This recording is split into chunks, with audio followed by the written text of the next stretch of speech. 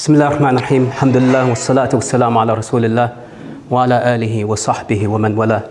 Brothers, sisters, friends, assalamu alaikum wa rahmatullah. Before I begin, I just got to declare a personal interest, and that is that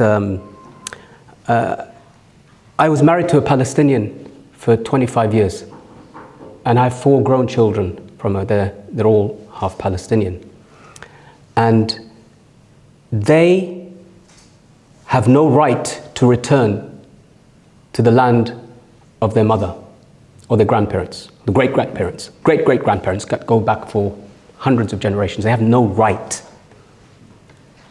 But people, settlers, who've just come into Israel, who've shown that they have a lineage, are Jewish, have a birthright. I just wanted to make that clear from the beginning because, you know, as a child, having married a Palestinian woman, as a child in primary school, I actually studied at King David Primary School. And that was a Jewish school. And I was part of a minority, a small, tiny minority of Muslims at that time in that King David school. We used to wear as part of our uniform the Moazzam Begg, the Star of David. It was on our blazers. We used to wear caps on the cap. Sometimes we wear the kippah. We'd learn Hebrew. We'd celebrate Pesach, Purim, Yom Kippur, Hanukkah, and all of these wonderful Jewish traditions and festivals. And I used to grow up believing that the religion, the Jewish religion, was very close to that of the Muslim religion. So that in the daytime, I'd often read from stories of the Torah. And in the evening, I'd go home and read stories from the Quran. And they would mirror one another. They'd complement one another. And as a child growing up, my best friends, Misha and Daniel and Bianca, at school, I never looked at them as anything less than what they were, which was my friends. As time went on, I'd learn about my friends going off to Israel, to kibbutzim, staying there and coming back telling wonderful stories of how they were living on this land. Oblivious, entirely oblivious of the history. Entirely oblivious as a child, because children, when they play with one another, they don't really care what your background is. It's the parents often that will tell you about what is right, what they perceive to be right, and what they perceive to be wrong. And then prejudices then can build up. But children, generally, if you leave them to it, they will be children. So growing up, I had no idea that other people's land one day that would be part of the inheritance of my own children, was taken away and denied them. And one of the things that I learnt early on, because the school taught this, was the plight of the Jewish people. The historic plight of the Jewish people. And when I grew up, I felt it was like my plight. Hearing it from them, but hearing it often in assemblies, in classes, during festivals, always about how the Jewish people, the children of Israel, had been expelled from one place to another. As I grew up, I started to learn a little bit more, learn like everybody else at your age, start to get a little bit more politicized and understand that although today we see the labels of anti-Semitism often made against Muslims, anti-Semitism is not a Muslim construct. It doesn't exist. Historically, or if it does minimally in comparison to what Christian Europe did. Anti-Semitism, Nazism, fascism, even communism. These are all European constructs. They are not from the Islamic world. Allah subhanahu wa ta'ala says in the Quran, إِنَّ الَّذِينَ آمَنُوا وَالَّذِينَ هَادُوا وَالنَّصَارَى وَالصَّابِئِينَ مَنْ آمَنَ بِاللَّهِ وَالْيَوْمِ الْآخِرِ وعمل صالحا فلهم أجر عند ربهم ولا خوف عليهم ولا هم يحزنون. Allah subhanahu wa ta'ala says in the Quran, those who believe, and those who are Jews, and those who are Christians, and those who are Sabians, amongst them are those who believe in Allah and the last day. And they will get their reward from Allah, and they will have no fear upon them and no sorrow. That's how Islam regards Judaism, the people of the book, Ahlul Kitab. Allah subhanahu wa ta'ala makes it extremely clear that we have a particularly special relationship with the Jews and the Christians. At the famous Battle of Uhud, where the Muslims eventually got defeated in the only defeat in the early days of Islam, a man called Al-Mukhayriq took part in the battle as a Jew and was killed on the side of the Muslims against the mushrikeen, or the pagans, the polytheists of Mecca. And the Prophet ﷺ said he was the best of amongst the Jews. And the money he left behind became part of the first ever waqf or trust that was used to feed the poor. It's important we understand this part of our history. And it's also important we understand the part of the history where anti-Semitism actually comes from. You know, when the Prophet ﷺ said he died, Umar ibn al-Khattab said famously, whoever says that the Prophet is dead, tell me who is and I'm going to go and strike his neck.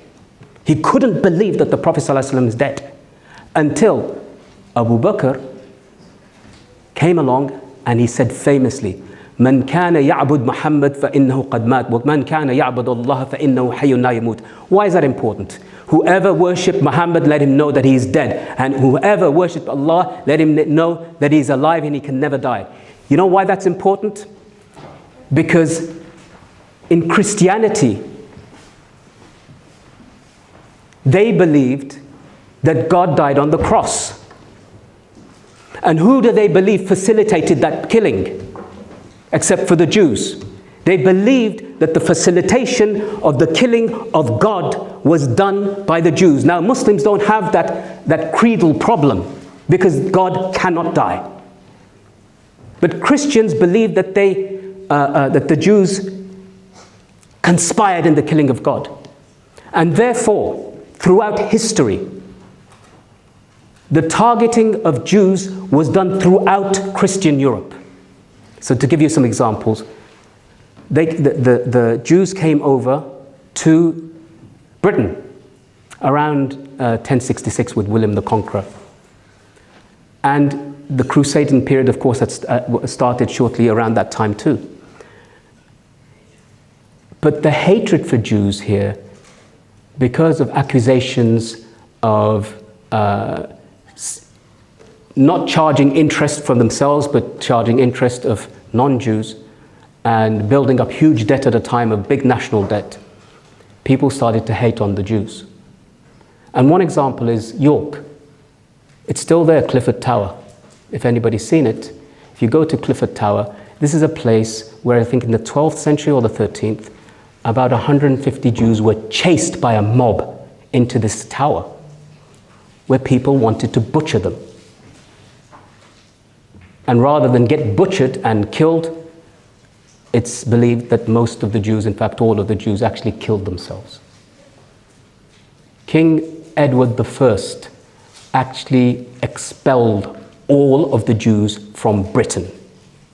And they were not allowed back into this country until around the 17th century by Oliver Cromwell. When the Jews were expelled from this country, do you know where they went to?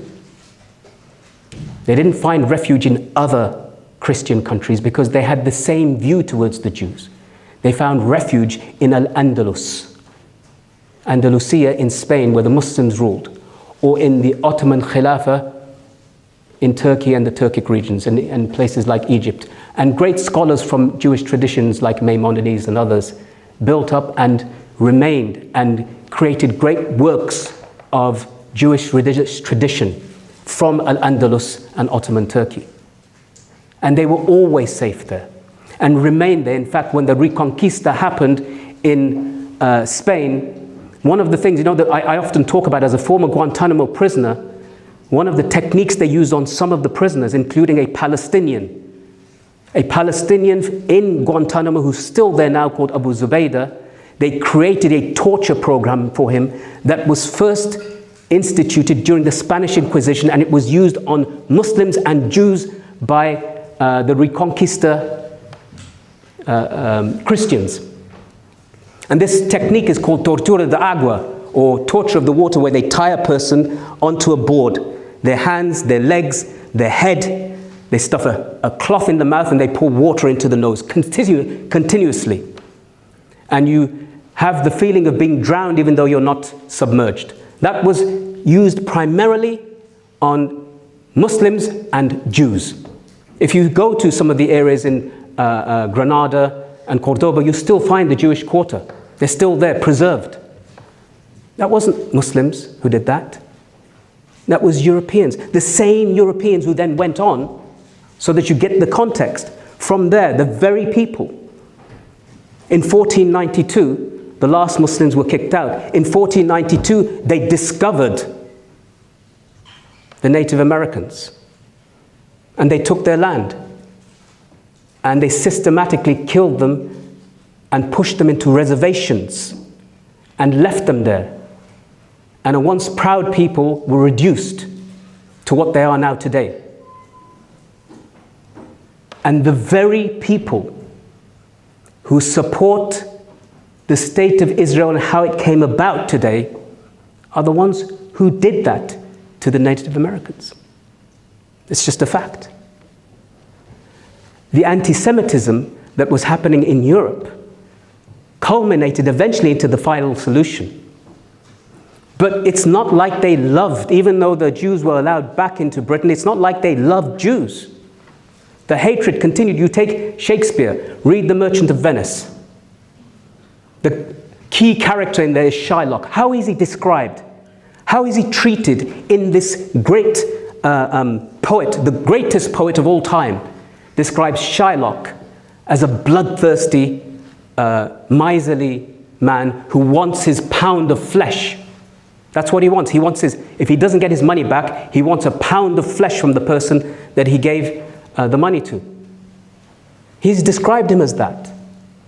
Whereas in Ottoman Turkey, it was the caliph at the time ordered that no blood libel could ever be uttered against the Jews, meaning that they literally seek to take the blood of somebody if they don't pay back their debts. East London right now, Whitechapel, mostly filled with the Bengali community at the moment. But prior to them, Eastern European Jews lived right across East London. In fact, you'll see this East London mosque right next to it is what used to be a synagogue. The writing in Hebrew is still there. You know, the story of Jack the Ripper. I found this astonishing. Some of you may have heard the story of Jack the Ripper, right? Outside, I think it was Hanbury Street, one of the murders took place. They found the body of a woman. Her entrails had been all taken out, like Jack the Ripper had done to all the other victims. And somebody had written on the wall next to the body, "The Jews are the men that will not be blamed for nothing." Somebody had written that. You're talking about 1888, around that time. When the chief of police came along and saw what had been written, he had that wiped off the wall because he said there will be pogroms against the Jews. Meaning that this idea of accusing Jews of being responsible for all sorts of crimes continued. The Daily Mail, you know, that famous newspaper that loves migrants. The Daily Mail in the 1930s described Jews as rats and cockroaches escaping, trying to come into this country. Sound familiar? They have form. And up until they discovered what had happened in the Holocaust, in Auschwitz, and all of the other concentration camps, the hatred of the Jews existed. And it was European. I'm going to say it again so people understand this. Nazism, born out of Europe. Fascism under Mussolini, born out of Europe. Anti-Semitism, the Muslims and the Arabs are all from the sons of Sam, from the sons of Nuh alayhi salam. So they by definition are Semites. And as you can see, one thing that the far right generally or historically used to agree upon, or have agreed upon now, is their hatred of both Jews and Muslims. Other than the fact, and I find it really strange, just recently, I think today, Geert Wilders has voted into parliament in the Netherlands. He is a far-right leader who calls openly for the banning of Islam and the banning of the Quran. He says the problem isn't, he has been quoted to say, the problem isn't extremist Islam, the problem is Islam. He is now going to form a government in the Netherlands. Simultaneously, you have somebody in Argentina, a bit of a nutter, who's been voted into parliament, again voted in as the leader of the country. Again, he's seen as somebody from the far right. And it's really strange that people from the far right today support the Zionist state of Israel. If you take the Hindutva, the Hindutva in India model themselves literally on Hitler and Mussolini. They actually went, when this organization started, to go and praise Mussolini and take inspiration from him back in the 20s. And they still hold that view. So it's really odd that the far right movements around the world today support the state of Israel. And so now getting to what's happening today, after the final solution happened, again to say Muslims had no part in it at all. Europeans did. In fact, Western Europeans, to make it very specific, were involved in that. And British Mandate Palestine, under them, they determined to hand over, to cut the long story short, to what became the State of Israel. Tens of thousands of Palestinians, including my former wife's family, were kicked literally out, literally expelled from their homes. They were expelled holding the keys to their doors of the homes, and expelled holding the documents that showed to this day, and they still have those documents which I've seen, which prove this is our land, these are our orchard trees, the Jaffa oranges, Yafa as it's called, never to be able to return. Instead, you've seen incrementally over the years, over the past 75 odd years, bit by bit that you've seen, and I think most people know that if you look at a map of Palestine and Israel, how the green has become white and only 2 small patches remain. And it's important that we understand also that anywhere else, according to international law, a land that is occupied, and it's to be understood that although they describe today Gaza as it's actually not occupied, because up until the recent invasion, there were no Israeli soldiers in Gaza, the European Union actually regarded Gaza as occupied territory.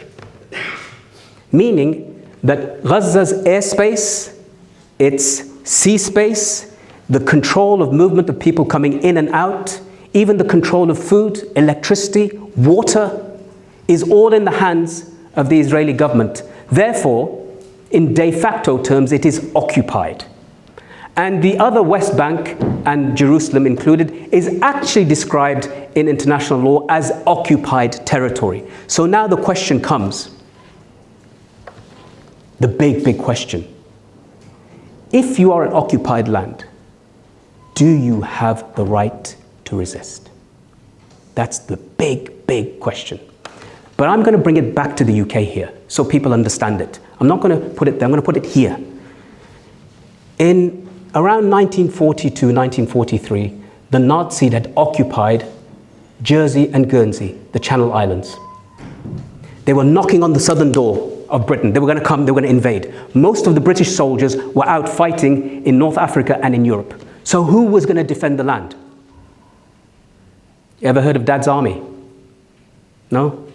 All right, well, when I was growing up, in the 70s and the 80s, there was a program called Dad's Army. It was a joke, but it was really older people. And older people who were running around with broomsticks and half guns and whatever, preparing themselves to fight. an impending invader. The reality is they learnt the use of Molotov cocktails. The reality is they learnt the use of sabotage. The reality is that they learnt the use of spying, and they were planning on, had the Nazis taken over this country, which is what they intended to do, is to fight them off. That's what was going to happen in this country here. There are still people alive who were part of that, so it was called the Home Guard. Dad's army, it was nicknamed. That's what they had planned to do. If you looked at what had happened when the occupiers of France, the Nazis, had taken over, the French resistance became something of a legend. Everybody who fought the occupiers, the idea isn't to say that the Israelis are the same as the Nazis. I'm not saying that. The idea is that you have the right in international law to resist occupation. I'm not saying that the Nazis are the same as the Israelis. So then where are we with international law? And I want you to think about this. Let's put aside Gaza for a moment. Let's look at the West Bank. There is no Hamas there. There's no Hamas in the West Bank. There's no Hamas in Masjid al-Aqsa. Every year it's stormed. Every year in Ramadan it's stormed. While people are praying, while people are fasting. Just before, in 2022 to 2023, before October the 7th, over 200 Palestinians, including around 50 children, were killed in the West Bank. No Hamas presence there. So here's something I want you to think about. There has never been a Palestinian resistance movement, ever, that's believed in armed struggle, that hasn't been banned as a terrorist organization. Not a single one. Whether they're left-wing or right-wing, whether they're Islamist or liberal, whether they believe in the one-state solution or the two-state solution, whether they're Muslim or Christian. So give some examples. The Popular Front for the Liberation of Palestine, completely left-wing, almost communist. The Democratic Front for the Liberation of Palestine, says it in the name, they want a democratic solution. Islamic Jihad, obviously they're terrorists. And Hamas. And Fatah, the PLO, the Palestine Liberation Organization. Yasser Arafat for years was called a terrorist. There has never been a Palestinian resistance organization that has not been banned by the West and Israel as a banned terrorist organization. So what does that tell you? If what's happening right now is an attempt to remove, let's just say, remove the Hamas leadership, who do you think is going to come next? Who's going to come next? You know, there's been this talk, and it's important that we as, you know, thinking people in a place like universities and so forth, be able to decipher. You may completely disagree with Hamas. Completely disagree with them. But for the interests of being correct, you can't do what many people in Israel and in the media have done, is that Hamas is the same as ISIS. All right? So let's just interrogate that. Does anybody know what ISIS's political wing was called? Anybody? No? Anybody heard of ISIS? Right, you heard of ISIS, okay. They didn't have one. They didn't have a political wing. Do you know what Hamas is and Izz ad-Din al-Qassam? You know what the difference between the two is? Izz ad-Din al-Qassam is the military wing. Hamas is the political wing, because they took part in democracy, elections, something that ISIS entirely rejected, negotiations, discussions, and tomorrow, hopefully, inshallah, tomorrow will be the first ceasefire and exchange of prisoners. ISIS, you know what they used to do to the prisoners? Behead them. On video. So it's extremely lazy for academics, politicians, and people in the media to say, oh, look, they're all the same. And that's part of the Islamophobia. You know what? Any Muslim that decides, in fact, not even a Muslim, as I said, there's Christians. Hanan Ashrawi, for example, I'll give you an example. Hanan Ashrawi, She was the spokesperson for the PLO for many, many years. She was asked on Sky News, what do you think about what happened? And she said, remember, she's a Christian. She's been awarded the Gandhi Prize for Peace. She's regarded as one of the top 50 women involved in negotiations and discussions. She's highly, highly respected. She said that I did not see what happened on October the 7th as an act of terrorism. I saw it as an act of resistance. Does she have the right to say so? This isn't only about religion. A Christian church, the third oldest in the world, was struck by the Israelis. Christians were killed. Nothing to do with Hamas at all. So it's important that we recognize that the concept of resistance and it being criminalized is across the board. The head of the United Nations, just recently, head of the United Nations Commission, recently in New York, resigned, saying that what's taking place in Gaza right now is textbook genocide. Textbook genocide.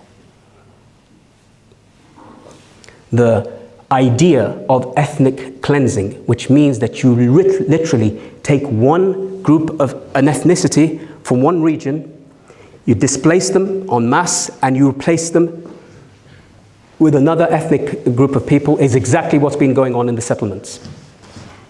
That's exactly what's been happening in the settlements. The settlements have been regarded and deemed illegal under the United Nations and international law, but they continue to grow. There are openly stated claims by Israeli leaders and people of position and military men saying that they want to entirely empty Gaza and kill everyone. These are now openly stated aims. And then there's this other issue about facts. Because they say that the greatest casualty, the first casualty of war is the truth. Not to say both sides aren't telling fibs, but there is an onus on the more powerful country, with a powerful media, with powerful leaders, to speak the truth. We've heard lie after lie after lie, and it's impossible to know which one is true. We were told, for example, that there were 1,400 people tragically killed, but we weren't told how many of them were active duty soldiers or off-duty soldiers, including off-duty soldiers that are involved in dancing in the shadow, I would say in the shade of the misery of Gaza. We don't know. But we know that national service in Israel is compulsory for everybody over 18. And you serve either a minimum of 3 years if you're a male and 2 if you're a female. That means everybody can potentially be a soldier. But we're not told. First, then we were told there were 1,200, and we were told afterwards 1,400, and then 1,200, and that the bodies were so badly burnt they didn't know whether they were Palestinian or whether they were Israeli. Well, who burnt those bodies? Who had the capability to destroy all those vehicles and all those buildings? And of course, it becomes revealed in different statements by Israeli press and also survivors, hostages, who said that it wasn't, and they don't use words lightly, they say it wasn't the terrorists who killed a group of people, it was our own Israeli soldiers. So we're not being told the complete truth. So it's important for all of us to try to at least reserve judgment until you know. Because one of the things that we're often told, and it's again and again, and it is not new, it's happened over the past 20 years in the war on terror, that you must condemn. So the question I have to ask, 1,200 people have died.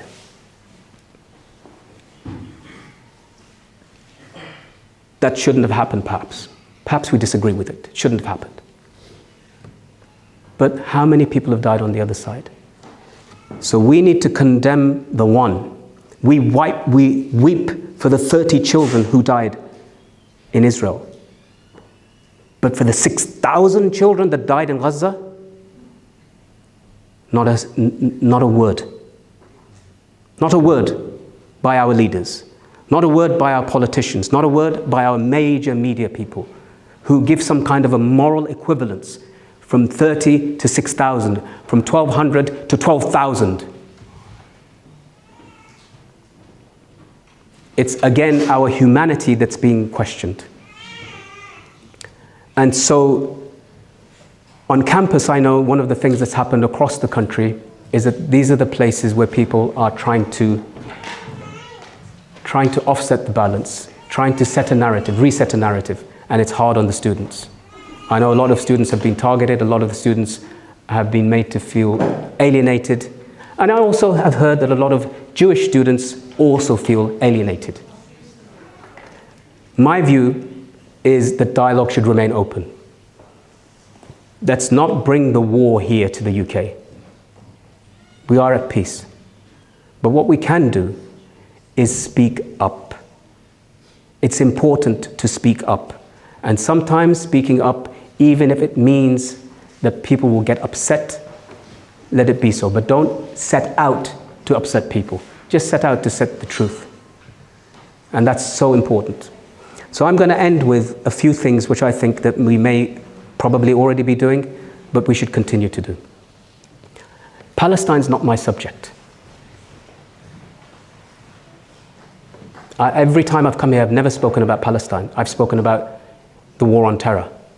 I've spoken about torture. I've spoken about the invasion of Iraq, of Afghanistan. Palestine is not my subject. But I made it my subject today. I made sure that I know what I'm saying, and you can check everything that I've said. If I'm wrong, you can tell me, but you can check it out, that it's fact-checked.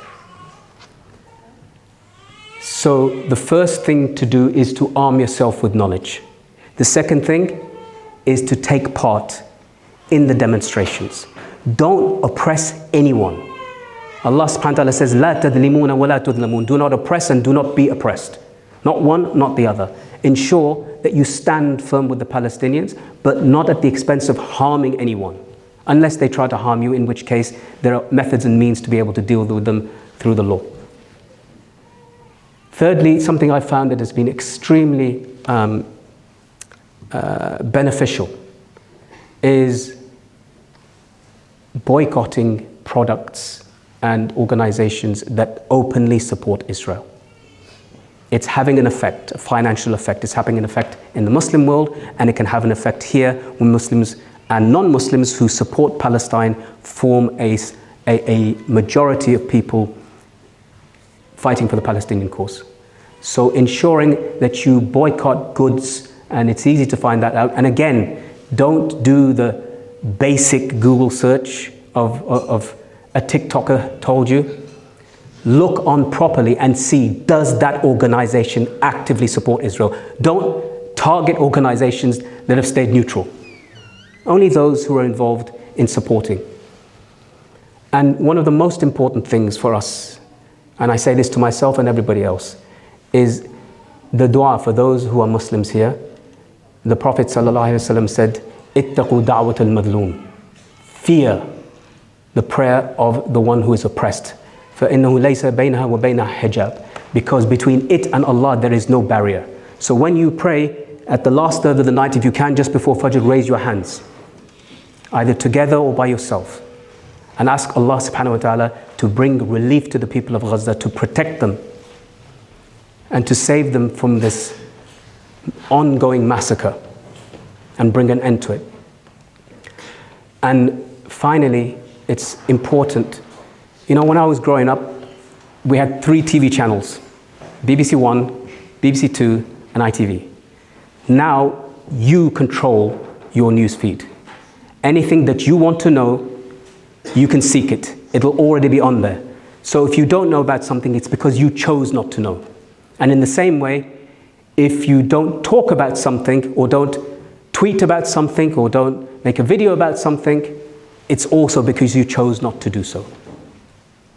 And finally, I'll end on the hadith of the Prophet ﷺ who said, "Man ra'a minkum munkaran falyaghayru biyadi." Whoever from amongst you sees something, let him change it with his hand. فَإِن لَمْ يَسْتَطِعْ فَبِلِسَانِهِ. And if he's unable to do that, then to speak out against it.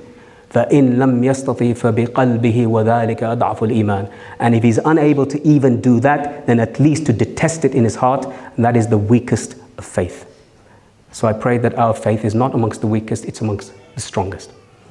And inshallah, I'm going to end there. وَصَلَّى اللَّهُ وَسَلَّمَ عَلَى نَبِيِّنَا مُحَمَّدٍ وَعَلَى آلِهِ وَصَحْبِهِ وَسَلَّمَ. If there's any questions, keep them to yourselves.